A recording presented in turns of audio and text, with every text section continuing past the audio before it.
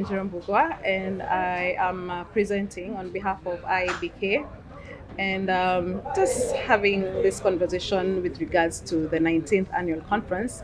I'd like you to first and foremost, Karibu Sana. Thank you. I'd like you to first and foremost tell us what has been your experience. How do you like Mombasa? Is it your first time to have to come to the conference? So far, your name's first. Okay, my name is Jerry Jomo. Yes. I'm the CEO and Principal Officer of Jubilee Health Insurance. I attend quite a number of AIBK conferences, and it's always quite a pleasure. The discussions, the engagements, always worthwhile for all of us. Excellent. So tell us about Jubilee Insurance. Jubilee Health Insurance is a single line underwriter. All we do is health insurance. We are the leading health insurer in Kenya and in the region. Are part of Jubilee Holdings, which has also life insurance, it has asset management.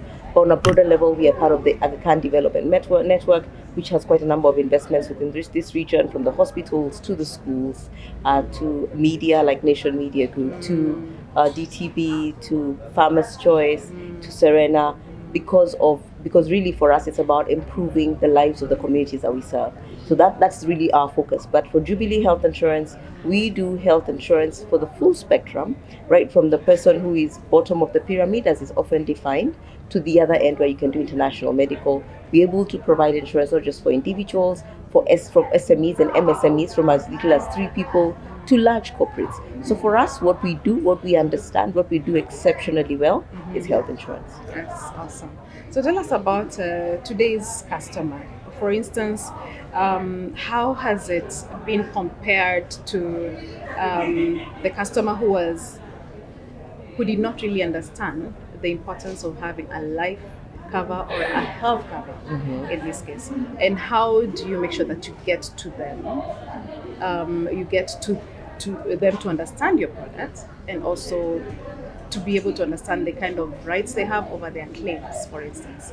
So a lot of changes around the consumer of today. One of the things we consider is they do really want personalization. One size fits all really is not quite as interesting as perhaps before. You sort of had one product off the shelf, everyone would buy it. Today people want to say, but I walk, but I do some workout. Why should I be paying the same premium as someone who doesn't? And that's great. And I think those are great conversations for us to have. The other thing about the customer of today, everything is urgent.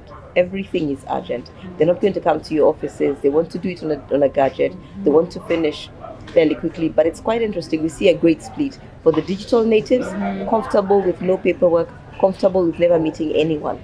But for those who are not, you find the other extreme. They want paper. They want to meet you.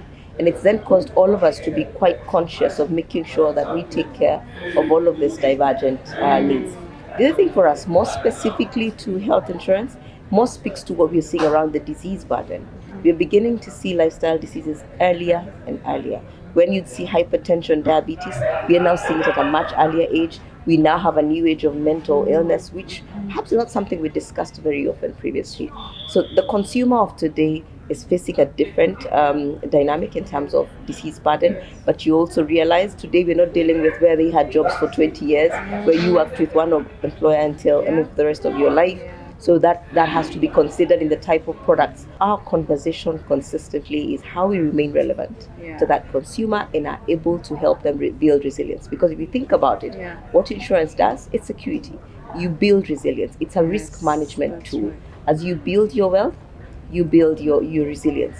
You stay without a health insurance, you're self-insuring, right? You put your car on the road without insurance, forget that policeman, you're self-insuring, right? You decide not to plan for your children's education, that time will still come, but you are self-insuring. Right. And for us, in fact, increasingly, I like to say, I think insurance is a form of, it's a love language.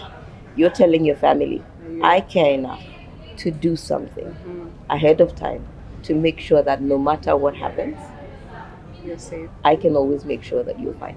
That's right. And lastly, as we wind up, what has been your takeout from the conference so far? And what do you think you want to see different in your sector, in your industry, in days to come, especially with regards to, for instance, the government, the economy, and also the region? there are many great conversations today because we're discussing the future. One of the biggest conversations today was about AML and the fact that we are actually grey listed and how